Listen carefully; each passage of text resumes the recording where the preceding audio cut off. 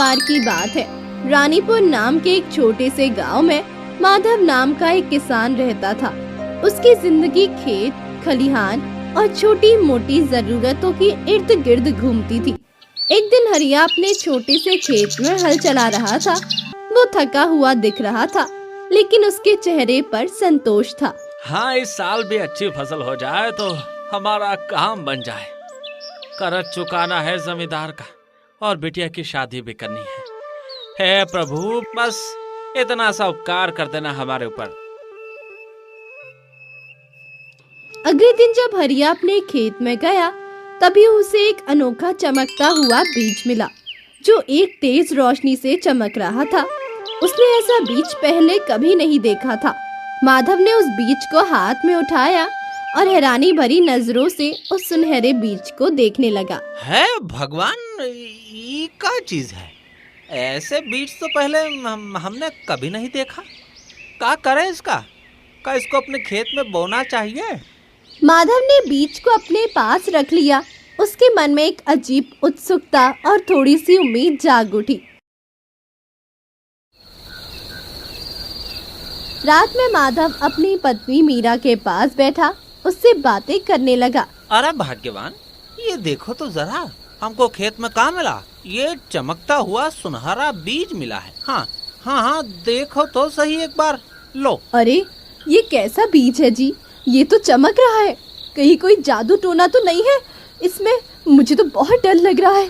अरे अरे भाग्यवान, तुम बेकार में चिंता कर रही हो। मीरा देखो, हमको क्या लगता है कि इसमें जरूर कुछ न कुछ खास है जो हमारी किस्मत बदल सकता है। हम तो सच कह रहे हैं कि इसे अपने खेत में बो दिया जाए। जो ठीक लगे जी, बस हमारी किस्मत तो बदल जाए। मैं तो बस इतना ही चाहती हूँ।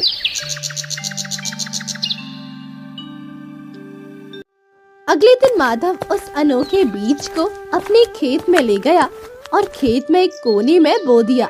उसने सोचा कि चाहे कुछ भी हो, उम्मीद रखने में क्या बुराई है। हाँ, देखो तो सही इसमें क्या निकलता है। कुछ ही दिनों में बीज से एक पौधा निकला। ये पौधा सामान्य पौधों जैसा नहीं था। उसकी पत्तियां चांदी की तरह चमक रही थी और उसमें से हल्की हल्की रोशनी निकल रही थी। अगले दिन जब मीरा और माधव खेत में गए तो ये नजारा देखकर हैरान हो गए और पूरी तरह चौंक गए। अरे मीरा, ये देखो, यहाँ एक ऐसा पौधा निकला है बीज से। हाय हाय, ये तो एक तेज रोशनी के साथ में चमक रहा है। अरे देखो तो। मुझे तो डर लग रहा है जी। ऐसा पौधा तो मैंने कभी नहीं देखा। कहीं कोई आफत ना आ जाए। भाग्यवान, ये आफत है या फिर किस्मत का दरवाजा? अब ये तो हमें वक्त बताएगा। हमें इंतजार करना चाहिए और कुछ दिन देखना चाहिए क्या होता है। धीरे धीरे पूरे गांव में ये खबर फैलने लगी। लोग माधव के खेत में उस चमकीले पौधे को देखने आने लगे। मुखिया जागेश्वर को भी जब इस पौधे के बारे में पता चला तो वो अपने कुछ आदमियों के साथ माधव के खेत पर पहुंचा। माधव और मीरा भी वही थे। ए मधवा, अरे ये क्या लगा रखा है तूने खेत में? हाँ, ऐसा अजीब पौधा, कहीं ये कोई अपशगुन तो नहीं है? अरे मुखिया जी, हमको ये बीज में मिला है जिसको हमने अपने खेत में बो दिया। अब हमको नहीं पता कि ये क्या है, पर हाँ, इसमें कोनो बुराई नहीं दिखती। अरे उसकी चमक देखकर गांव में तरह तरह की बातें हो रही हैं। लोग डर रहे हैं। क्या तुम्हें इसकी परवाह नहीं है क्या माधव? बताओ। हम इसे उखाड़ दे क्या? अगर मुखिया जी को पसंद नहीं तो? अरे नहीं नहीं, अभी नहीं। जब तक ये पौधा किसी को नुकसान न पहुंचाए, हम इसको हरगिज नहीं उखाड़ूंगा, चाहे कुछ भी हो जाए। हम भी देखते हैं ये कौन हाथ लगाता है हमारे पौधे को। अगर कोनों में हिम्मत है तो छू कर तो दिखाए। ए देख माधव, अगर इसकी वजह से गांव में कोनो परेशानी हुई तो जिम्मेदार तू होगा। और ये पौधा, मैं तुझे चेतावनी देता हूँ, अगर ये ज्यादा बड़ा तो मैं खुद इसे उखाड़ फेंकूंगा। इतना कहकर मुखिया जागेश्वर गुस्से में अपनी हवेली की ओर निकल जाता है। मुखिया जागेश्वर की चेतावनी के बावजूद माधव ने पौधे की देखभाल करना जारी रखा। माधव अब रोज सुबह उठते ही सबसे पहले पौधे में पानी डालने लगा। उसे उस पौधे से एक अनोखा रिश्ता महसूस हो रहा था। तुम चिंता मत करो, तुम्हें कुछ नहीं होगा। अरे तुम हमारे लिए उम्मीद की किरण हो। अरे मेरे प्यारे पौधे।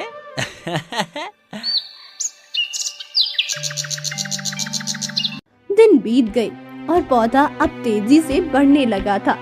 उसकी चमक बढ़ती गई और उसमें एक बड़ी सुनहरी कली खिलने लगी। गांव वाले ये सब देखकर और भी ज्यादा हैरान और चिंतित थे। अरे भाई देखो, ये तो किसी जादू टोने का पौधा लगता है।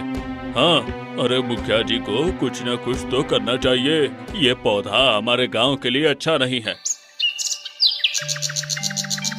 एक सुबह जब सूरज की पहली किरण उस कली पर पड़ी तो वो कली धीरे धीरे खिल गई और उसमें से एक अद्भुत रंग बिरंगा पंछी निकला।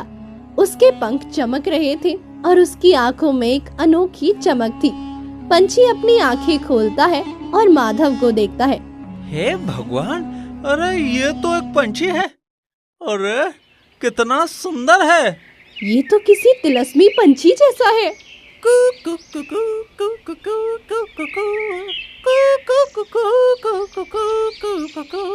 उसकी आवाज इतनी मनमोहक थी कि माधव और मीरा दोनों मंत्र मुग्ध भाव से सुनते रहे। माधव, ओ माधव, मैं तुम्हारे भाग्य को बदल सकता हूँ। हाँ, अरे तुम तो बोल सकते हो। अरे प्यारे पंछी, अरे वाह, ये तो अद्भुत है, अद्भुत है। हाँ माधव, मैं बोल सकता हूँ और मैं तुम्हारी मदद करने आया हूँ। पंछी ने बताया कि मैं जादुई दुनिया से आया हूँ और तुम्हारी ईमानदारी और परिश्रम से तुम्हें वरदान देने आया हूँ। इतना कहकर पंछी उड़क माधव के कंधे पर जा बैठा। तुमने मेरी निस्वार्थ भाव से देखभाल की है। अब मैं तुम्हें कुछ देना चाहता हूँ। क्या चाहिए तुम्हें मित्र? धन दौलत, जो तुम बोलोगे वो सब मैं तुम्हें दूंगा। बताओ क्या चाहिए तुम्हें? अरे मुझे तो कुछ नहीं चाहिए मित्र। बस मेरी बिटिया की शादी हो जाए और गांव में सब खुश रहे। बस हमारे लिए इतना काफी है। तुम्हारी इच्छा पूरी होगी मित्र, लेकिन एक बात याद रखना, मेरे होने की बात किसी को मत बताना, खासकर लालची लोगों को। अगर वो मुझे पकड़ने की कोशिश करेंगे तो सब कुछ खत्म हो जाएगा। पंछी हर दिन माधव के खेत में आता, मधुर धुनी गाता और माधव के खेतों को आशीर्वाद देता। माधव और पंछी ढेर सारी बातें किया करते थे। जल्दी माधव के खेत में फसल दुगनी होने लगी और पहले से ज्यादा अच्छी दिखने लगी। हाँ देखो मीरा, पंछी के आने के बाद से हमारी फसल कितनी अच्छी हो गई है। अब तो हम जमींदार का कर्ज भी चुका देंगे और बिटिया की शादी भी धूमधाम से करेंगे। क्या कहते हो? हाँ जी, ये तो साक्षात भगवान का भेजा हुआ दूत लगता है। बस कोई और इसके बारे में ना जान पाए। अगले दिन शाम जब माधव और पंछी जब जंगल से शेयर करके आए तो मीरा चूल्हे पर खाना बना रही थी। तभी माधव, ये पंछी दिन ब दिन और खास होता जा रहा है। मुझे डर है कि कोई इसे देख ना ले। गांव वाले अब पहले जैसे सीधे नहीं रहे। हाँ जानता हूँ भाग्यवान, लेकिन हमने इसका साथ ऐसे ही नहीं चुना है। देखो, ये जो कुछ भी है ईश्वर की देन है और जब तक हम है ना, इसको कोनो छू तक नहीं सकता। मीरा, तुम्हारी चिंता जायज है, लेकिन मैं किसी का आहत नहीं करूँगा। मेरा होना बस माधव की नियत पर टिका। तो ठीक है, लेकिन एक वादा करो। हाँ, अगर कभी कोई खतरा हो तो तुम उड़ जाना कहीं दूर, जहाँ कोई तुम्हें पकड़ ना सके। हाँ, वादा। माधव और मीरा ने पंछी की देखभाल को और भी जिम्मेदारी से निभाना शुरू किया। पंछी अब उनका सिर्फ मेहमान नहीं था, वो उनका विश्वास बन चुका था। रात को माधव, मीरा और पंछी बाहर चारपाई पर बैठे तारों को देख रहे थे। आकाश में चंद्रमा अपनी सुंदरता बिखेर रहा था। देखो भाग्यवान, जैसे इन तारे ऊपर चमकते हैं ना, वैसे ही नीचे हमारा प्यारा पंछी चुपचाप रोशनी देता है। हाँ जी, अब ये जाएगा, तभी इसकी याद बहुत रोशनी छोड़ जाएगी ना। रात गहराती रही, लेकिन माधव का मन अब हल्का था, जैसे किसी ने उसके जीवन यात्रा में एक मधुर संगीत जोड़ दिया हो, जो अब कभी थमेगा नहीं। मुखिया जागेश्वर को शक होने लगा कि माधव की इस तरक्की के पीछे कोई राज है। माधव की समृद्धि की खबर सिर्फ गांव तक ही सीमित नहीं रही, धीरे धीरे पास के राजमहल तक उसकी चर्चा पहुंच गई। वहां की राजकुमारी रचना को रानीपुर के एक अद्भुत पंछी की कहानी सुनने को मिली। क्या सच में कोई ऐसा पंछी है जो किसी गरीब किसान को धनवान बना दे? मैं स्वयं देखना चाहती हूँ इस चमत्कार को। रानी साहिबा, कहते हैं वो पंछी गाता है, बोलता है और खेतों में चमत्कार करता है। राजकुमारी ने अपने एक विश्वसनीय रक्षक सूरवीर को रानीपुर भेजा, ये जानने के लिए कि इस खबर में कितनी सच्चाई है। नमस्कार किसान, मैं राजा की ओर से आया हूँ। क्या तुमसे कुछ प्रश्न कर सकता हूँ? हाँ जी, जरूर पूछिए। ये बताओ, क्या तुम किसी अद्भुत पंछी की देख रेख कर रहे हो? वो बस एक पंछी है।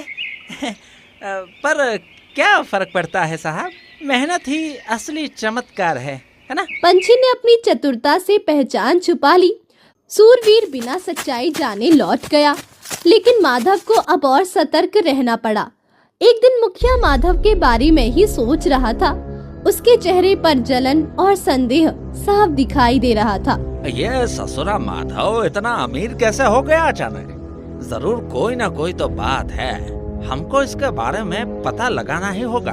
मुखिया जागेश्वर ने माधव की जासूसी करने के लिए अपने आदमियों को लगाया। वो माधव पर नजर रखने लगा और जल्दी उन्होंने उस चमकीले पंछी को देख लिया और तुरंत मुखिया की हवेली की तरफ निकल गए, उसे इस बात की सूचना देने के लिए।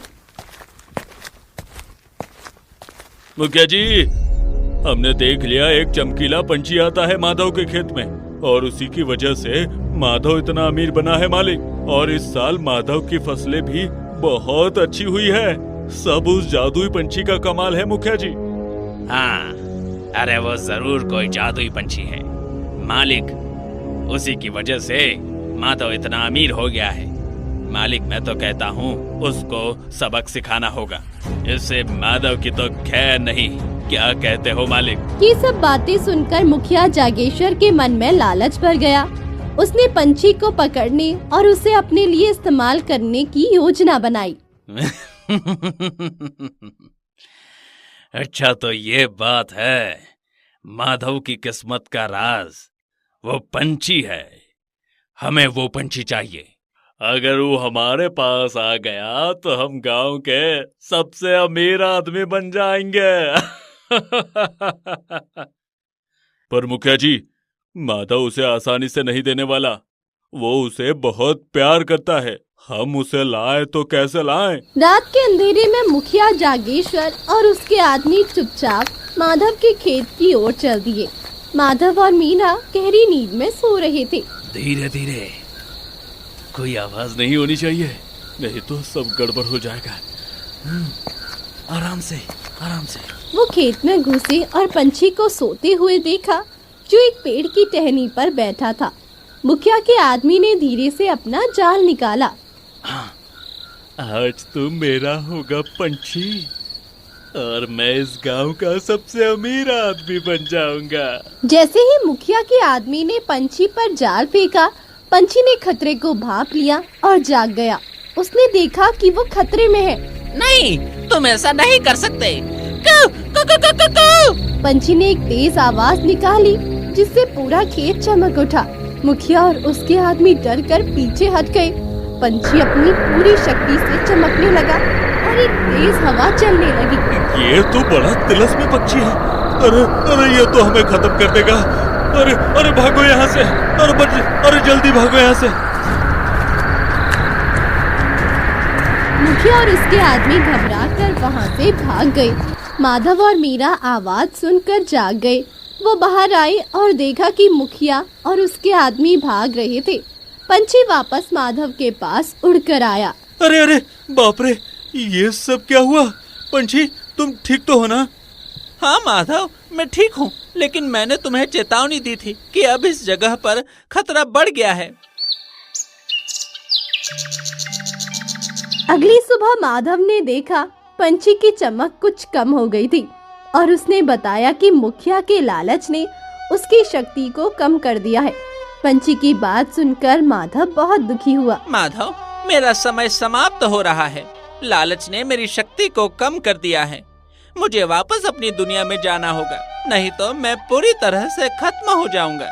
नहीं नहीं नहीं नहीं, ऐसा मत कहो। अरे तुम चले जाओगे तो मेरा क्या होगा? यह सोचा है तुमने कभी? बताओ। चिंता मत करो, मैंने तुम्हें वो सब दे दिया है जिसकी तुम्हें जरूरत थी। तुम्हारी फसलें अच्छी होगी, तुम्हारी बेटी की शादी हो जाएगी। अब तुम केवल मेहनत और ईमानदारी से काम करना। माधव बहुत दुखी हुआ, लेकिन उसे पता था कि पंछी सही कह रहा है। उसने मुखिया जागेश्वर से बात करने का फैसला किया। माधव मुखिया जागेश्वर के पास उसकी हवेली की ओर चला गया। ए मुखिया जी, आप हमारा पंछी को पकड़ने के लिए कहाँ गए थे? आपकी वजह से हमारे और आपके खेतों को भी नुकसान हुआ है। अरे माधव, अब हम क्या कहें? मैं लालची हो गया था, हमारी बुद्धि भ्रष्ट हो गई थी। हमको लगा कि हम भी तुम्हारी तरह अमीर हो जाएंगे। देखो माधव, अब हमको माफ कर देना। माधव ने मुखिया को पंछी के बारे में सब कुछ बताया। उसी मायावी शक्ति के बारे में, कैसे लालच उसे बर्बाद कर सकता है। मुखिया जागेश्वर को अपनी गलती का एहसास हुआ। वो पंछी सिर्फ हमको नहीं बल्कि पूरे गांव को सकारात्मक ऊर्जा से भर रहा था, लेकिन आपके लालच ने उसे कमजोर कर दिया। अब वो वापस जा रहा है अपनी दुनिया में। हे भगवान, हे भगवान, ये हमने क्या कर दिया? हमने अपने ही गांव का नुकसान करवा दिया। माफ कर देना, हमको माफ कर देना। इसके बाद माधव अपने खेत की ओर निकल गया। माधव वापस अपने खेत में आया। पंछी धीरे धीरे उड़कर उस पौधे के पास गया जहाँ से वो जन्मा था। माधव, मीरा और उनकी बेटी दुखी होकर देख रहे थे। अलविदा माधव, हमेशा खुश रहो। कू, कू, कू, कू। पंछी उस पौधे में समा गया और पौधा पूरी तरह से मुरझा गया। पंछी चला गया था। माधव का दिल टूट गया, लेकिन उसे पता था कि पंछी ने उसे बहुत कुछ दिया है।